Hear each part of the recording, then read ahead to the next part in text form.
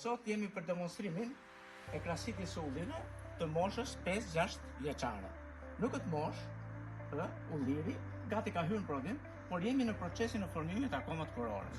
Kujdesi kryesor do të jetë ajrimi, drejtësimi dhe do të kemi kujdes që mos bëjmë zhveshje shumë të mëdha, si tek ullit e vjetë ose të moshës së kaluar, sepse hala jemi në procesin e fuqizimit të ullirit. Pra, kërkojmë masë vegetative që do të thotë fotosintezë më shumë, asimilate më shumë, kështu që pemë do të jetë më e fuqishme. Si do të veprojmë?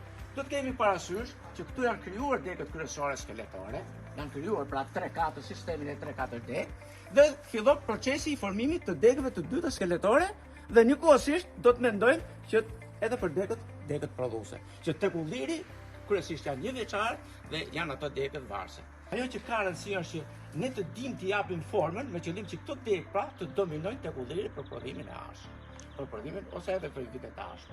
Nuk po flasim për qëllimin e krahasitjes tjetër, pra që është që shtukin periodicitetin e tjerë. Pra në këto vite kryesisht ajrim, drejtësim, që sa më shumë ajër, sa më shumë dritë, tham pra aq më shumë asimilate, pa aq më pak sëmundje tek ulliri. Sepse e prek njësër sëmundjes nëse e lëm shumë të bendur. Dhe një gjë do të kemi kujdes. Se ulliri, pra si shikoni, i kemi dhënë formën kufore, dhe kjo është forma më tipike globoze, pa ama edhe ndriçimi i lartë, i fuqishëm në mes, mund të krijojë degë. Pra do të jemi të kujdesshëm që brenda depërtoj drita, po deri diku si dritë difuze. Puna e parë që bëjmë, kontrollojmë ullirin dhe shikojmë zhvillimin e përditshëm atyre që të krijojmë një koncept edhe për balancimin e gjithë anëve, pra, me qëllim që ngarkesa të jetë në gjithë krah të jetë e njëjtë. Çfarë bëjmë? Puna e parë, hiqen degë të thyra, degë të prishura dhe degë të thara.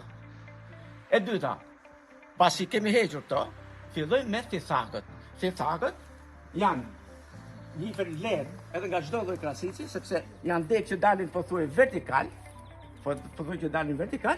dikush i quhet edhe degë llupse, pra marrin shumë ushqim dhe ne jemi detyruar, po duhen hequr. Këtu nuk kemi degë të thyra, degë të prishura, atëherë ne do të fillojmë me thithakët dhe nga ide që kryqëzohet brenda që nuk na le ta futet drita. Atëherë e heqim thithakët.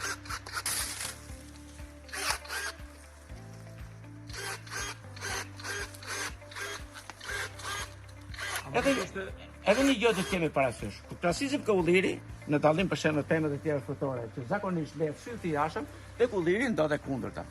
Udhëheqësi ose ai lideri i lehen nga sipër, me qëllim që ajo të bëhet degë varse. Pra, në rast të se tek një pemë tjetër, kur bëjmë krahasitjen, i heqim këto të gjitha dhe i bie këtë lem të poshtme, këtu ku ulliri është e kundërta. Te ulliri lehet dega e sipërme ose sythi i mbrëmshëm si thuash, që është përthe, me qëllim që ta bëjmë degë varse për ta dhënë prodhimin e duhur. Po, profesori Fuga, do ishte lehtësu trajneri në rastin kur këto thithakët mund të kishte heqë dhe gjatë ndërhyrjeve verore? Është shumë e vërtetë ajo, shumë e vërtetë. Shiko, këto thithakë që po heqim ne sot, është e mira që në operacionet e gjergërta, gjatë qeshorit të korrikut, nuk na marrin atë kaq ushqim, e heqim shumë të vogël, bira ato mund të hiqet thjesht edhe me dorë. Pa që nevojë të përdorim mjetet krahasitse. Edhe se është një sasi ushqimi, ke shumë drejtu, është një sasi ushqimi që shkon dom tek bima, ato gjithë këto zhveshje që bëjmë ne, ka qenë ushqim për bima. Kjo do të ishte më mirë, do të ishte fuqizuar më shumë.